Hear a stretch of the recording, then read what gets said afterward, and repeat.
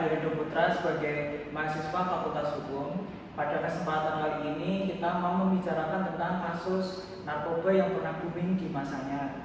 Salah satu artisnya itu namanya Rio Rayvan. Kali ini kita mengundang dua tamu spesial untuk membahas lebih dalam tentang kasus residivis narkoba Rio Rayvan terkait penggunaan narkoba. Tak kenal maka tak sayang, jadi langsung aja kita kenalan kedua pembicara kita kali ini.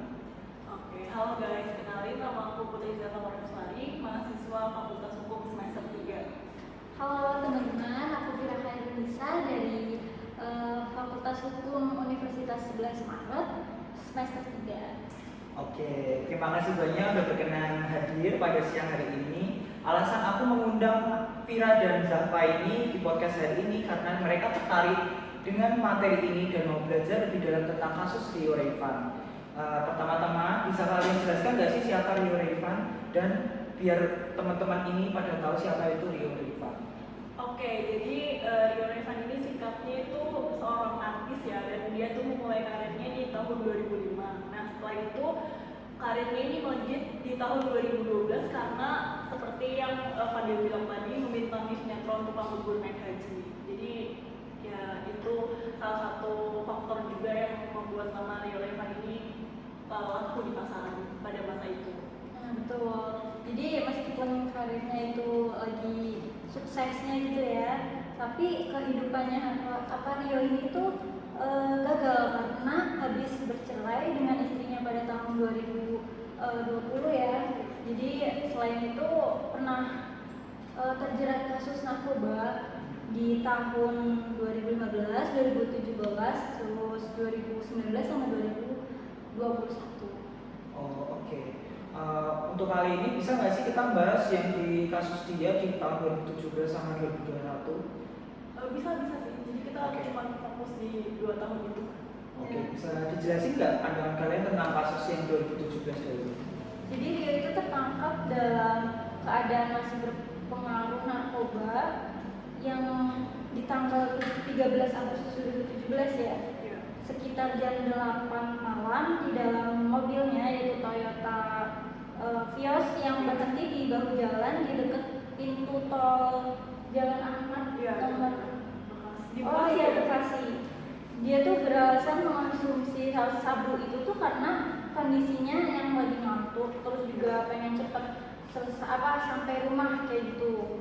Jadi menurut aku konsumsi sabu Rio ini tuh kebanyakan, jadi mulai membahayakan orang lain juga kayak gitu. Terus juga selain itu kan ada barang buktinya yaitu berupa cangkong, pipet, sama alat isap sabu ya. Terus satu kantung plastik berisi sabu yang dikonsumsi.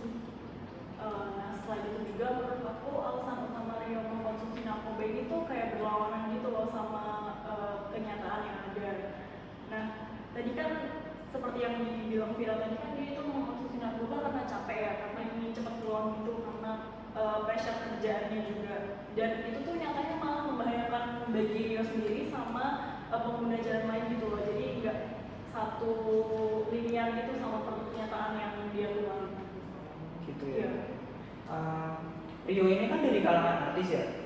Iya. Ada kemungkinan nggak sih dia terpengaruh lingkungan gitu? Kalau dilihat dari fakta dan juga lingkungan sekitar Rio itu bisa dibilang itu terpengaruh juga, kemungkinan besar ya. Terus kan dilihat dari fakta utama Rio mengkonsumsi sabu ini tuh awalnya cuma karena pressure kerjaan, terus karena dia kecapean, terus konsumsi sabu biar bisa cepet pulang gitu kan, simpelnya. Jadi ya kalau bisa dibilang lingkungan pengaruh itu mungkin bisa jadi salah satu faktor juga, tapi di sini faktor utamanya itu dari diri dia sendiri gitu, yang pengen cepet pulang gara-gara pressure kerjaan ya.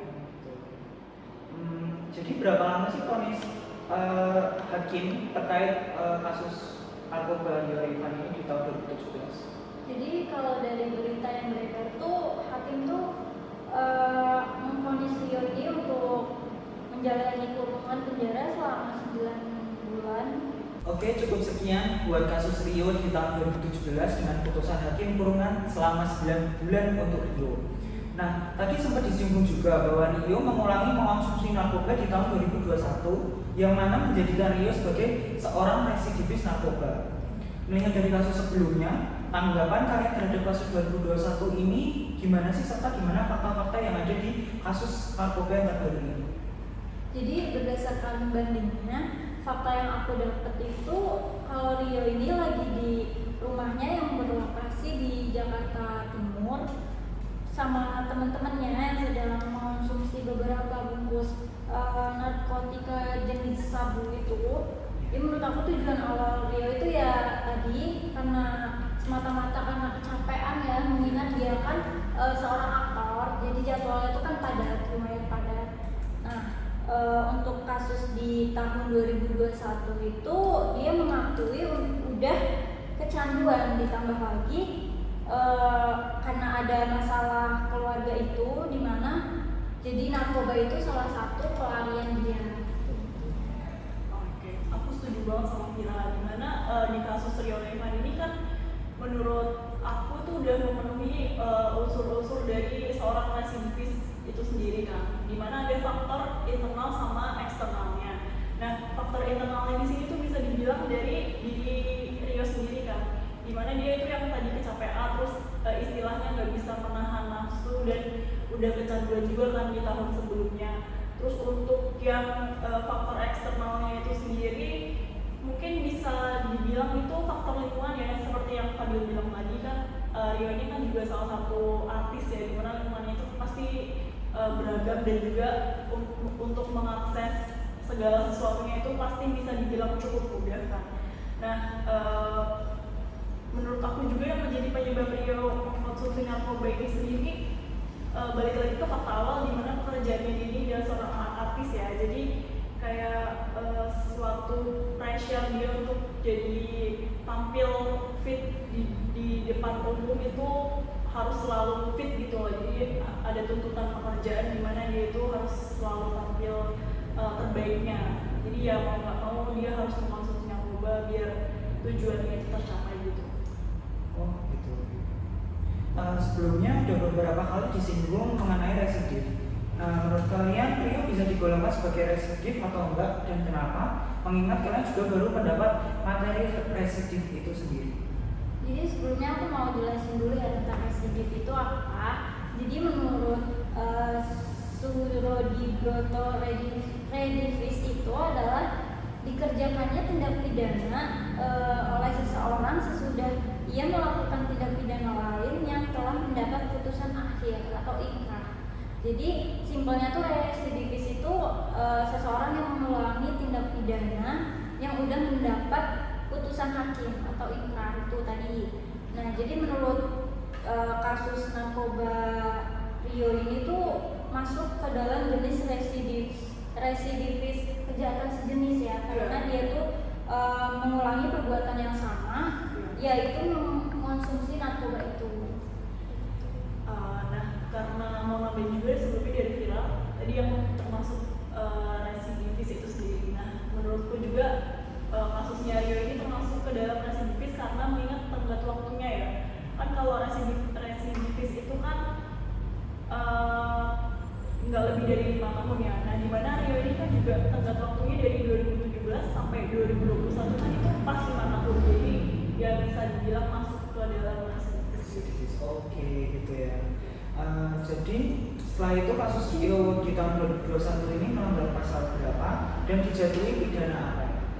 Jadi menurut putusan hakim Rio ini tuh dijatuhi pidana penjara selama 3 tahun berdasarkan pasal 127 ayat 1 Undang-Undang Nomor 35 tentang narkotika itu, yang berbunyi setiap penyalahguna narkoba golongan 1 atau untuk dirinya sendiri itu dipidana dengan penjara paling lama 4 tahun. Menurut kalian sendiri itu pidana dan pasal yang dikenakan kepada Rio udah sesuai atau belum? Mengingat dia itu sudah melakukan perbuatan ini berkali-kali. Oke, kalau menurut aku pasal dan juga pidana yang dijatuhkan ke Rio ini udah sesuai ya, dimana kan menyatakan juga pidana penjaranya itu kan 4 tahun ya. Tapi menurut aku juga di sini ada satu hal yang kurang di highlight, dimana masa rehabilitasi untuk Rio ini sendiri. Dimana kan pada kasus yang sebelumnya itu kalau aku baca menurut fakta-faktanya itu masa rehabilitasi Rio ini bisa dibilang sangat kurang sekali gitu. Gitu, oke. Pada kasus yang kita bahas kali ini, menurut kalian perlu ada nggak sih catatan atau pesan untuk masyarakat supaya terhindar dari tindakan residivis ini, khususnya dalam kasus penyalahgunaan narkoba?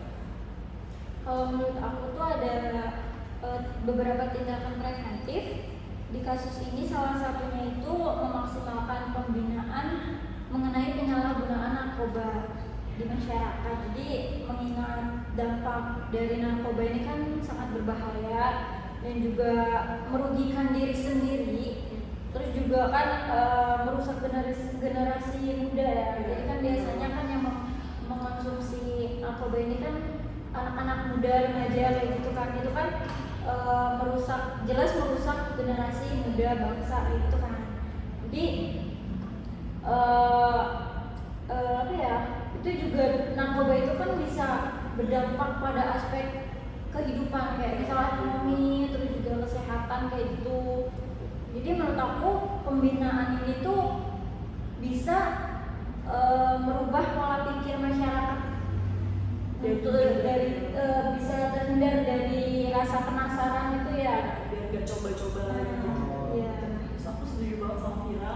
Sedangkan kalau saran dari aku itu sendiri mungkin pemberian putusan dari hakim dan juga vonis hukumannya ini bisa lebih tegas dan juga biar terkesan lebih adil gitu ya.